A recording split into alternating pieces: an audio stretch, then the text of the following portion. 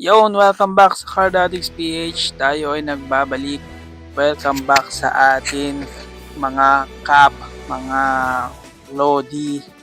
Life update lang tayo. Tayo ay isa ng seafarer, kaya napakatagal natin hindi nakapag-upload. Itong video na to ay ipapakita ko sa inyo ang naging adventure ko sa dagat. At hindi siya madali at hindi siya sobrang hirap bilang maging isang seafarer dahil dito sa Pilipinas pa lang napakaliit ng sahod. So ginive up ko ang aking YouTube channel para lang makapunta sa iba't ibang mga bansa at iwan ang aking pamilya. Ayan, sobrang hirap po mamuhay sa barko dahil napakahirap, malayo sa pamilya, malayo sa kahit ano, pero kikita ka ng disenteng halaga para lang iwan ng iyong mga pamilya. So mamimili tayo kung sino. Siyempre doon tayo sa kikita tayo ng malaki at iwan muna natin ang pamilya dahil para sa kanila din naman yon at hindi rin naman yon para sa atin. Kung ako lang gugustuhin ko mapunta na lang sa Pilipinas at humiga at magkuya-kuya-koy at kumita ng pera kahit maliit, pero hindi. Siyempre lumalaki na ang ating mga anak at tumatanda na rin tayo. Kailangan natin ng mas mataas na needs at wants. So kailangan nila mag-aral, kailangan nilang bumili ng ganito, bumili ng ganyan. Hindi naman pwede na pakuya-kuya-kuy lang tayo kung saan-saan. Ayan. Ito nasa Dubai na ako. Ito yung mga panahon na connecting flight tayo. Manila to Dubai, Dubai to Miami. Ayan yung mga nakasama ko sa loob ng barko. Sila yung mga nakasama ko sa loob ng 8 buwan. 8 hanggang 9 na buwan. So mahirap, hindi siya ganun kadali. Mamimiss mo yung pamilya mo, kailangan mong magsakripisyo para lang libutin ng mundo at kumita ng dolyar. Sasakripisyo mo ang iyong sarili, ang katawan, lahat sasakripisyo mo para sa mga pangarap. Emirates pala yung nasakyan ko. Napakaganda.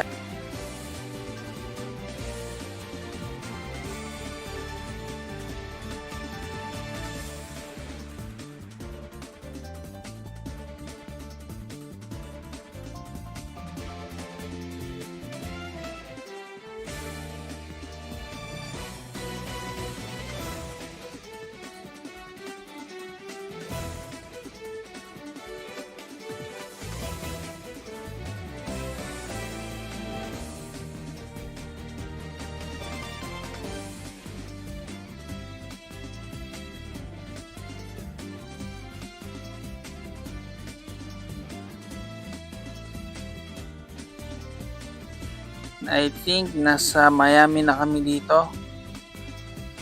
Ito na yung Miami Airport at malapit na kami sa barko.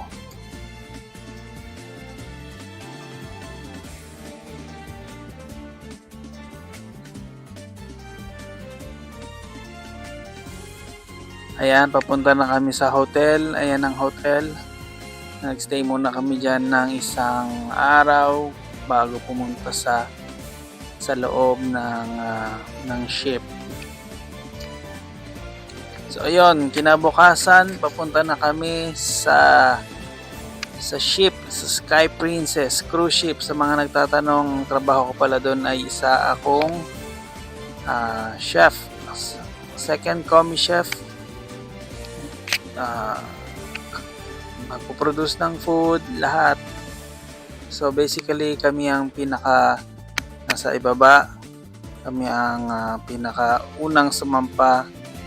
So may first commie, may demi chef, at merong capo, yun na yung chef de partie, at susunod na rin ng sous chef, CDC, at executive na. So ayan na ang aming ship, ang cruise line Sky Princess.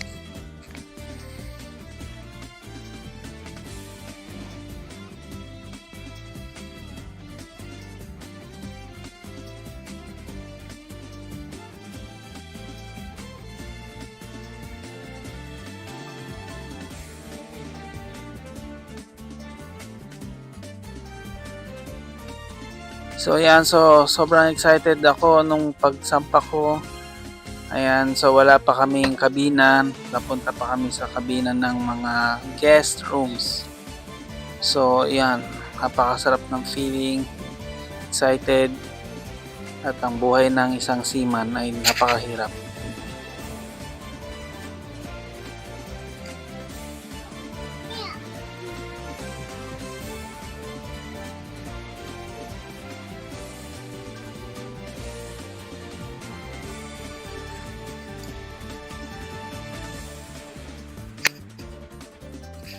So ito yung mga panahon nag-New Year ako. Sumampa ako ng December 23. Dito na ako nagpasko at bagong taon. Napakalungkot kasi December 23 yun. 2 days na lang, Pasko na. So tumawag sa akin ng family ko, miyak ako. Napakahirap, malayo, lalo na may maliit ka. So sakripisyo lang. Worth it naman pag uwi. So yan, nakakalibot na tayo sa iba't ibang bansa. Nakalibot na tayo ng Spain. Nakalibot na tayo ng France. Nakalibot na tayo ng Morocco, Casablanca. Napakaraming lugar. US, Miami, New York, Italy. Napakarami. Ayan ang trabaho sa loob ng barko sa kung kusinero. Yan, nasa loob tayo na walk-in fridge. Napakalamig dyan. Sobrang lamig. Yan, I think this is Norway. Napakaganda sa Norway, mga kaibigan. Napakalamig at hindi bumababa ang araw. Laging yan, alas 10 na ng gabi. Alas 10 ng gabi, hindi pa bumababa ang araw. So, hindi talaga dumidilim sa Norway. Kaya napakalamig niya. Tapos na ang shift ko dyan. 10 ang finish namin work. So, yun ang friend ko si Imbali. 10:20 PM. Maliwanag pa rin. Meron yan 12 midnight. Andun pa rin yung araw. Palubog pa lang. Napakaganda sa Norway.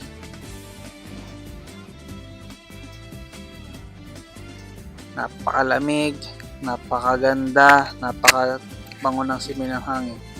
So dito nagtry akong tumingin ng mga shops, Yu-Gi-Oh shops para meron akong ma-vlog. At meron tayong nakita sa Norway. Kaso napakamahal at konti lang ang stocks nila. Mostly ang nakikita kong stocks, Pokemon, walang NBA, wala ding Yu-Gi-Oh. Napakadalang ng Yu-Gi-Oh stuffs. Puro Pokemons, napakadaming Pokemons. Yan, medyo namahalan pa ako kasi pauwi na ako eh. Gusto ko na lang iuwi yung pera para meron akong gastusin pag uwi. So hindi ako nakabili. So inisip ko pa rin yung family ko na uwi ako na may pera akong dala. Yan, One Piece, meron sila. Yan, nagtatanong ako kay sir, kay kuya kung meron pa silang stocks. Meron siyang binibigay. Ayan, Speed Duel. Hindi naman ako lalaro ng speed duel. So napakamahal din, no? Nasa umabot sa $200 ang isa nun. Yung isang box na nakalimutan ko anong booster box yung pinapakita niya sa kanya. Mostly Pokemons, yan ang mga sikat sa kanila, hindi Yu-Gi-Oh. Bihira ang Yu-Gi-Oh sa kanila.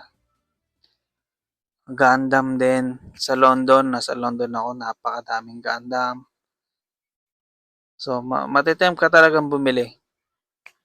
Pampasalubong.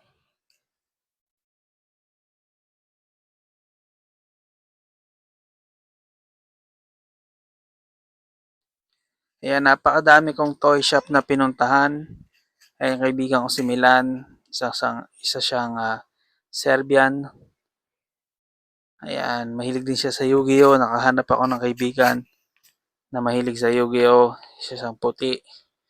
Ayan, lagi kami magkasama pagbibili ng Yu-Gi-Oh. Diyan siya bumili ng Ra. TCG ang binibili niya namin dyan. Ayan, mga singles na pinapakita. Sa London yan, London. Southampton. Naghanap kami mga Yu-Gi-Oh. Binilan niya ako ng isang pack at nandito pa rin sa akin.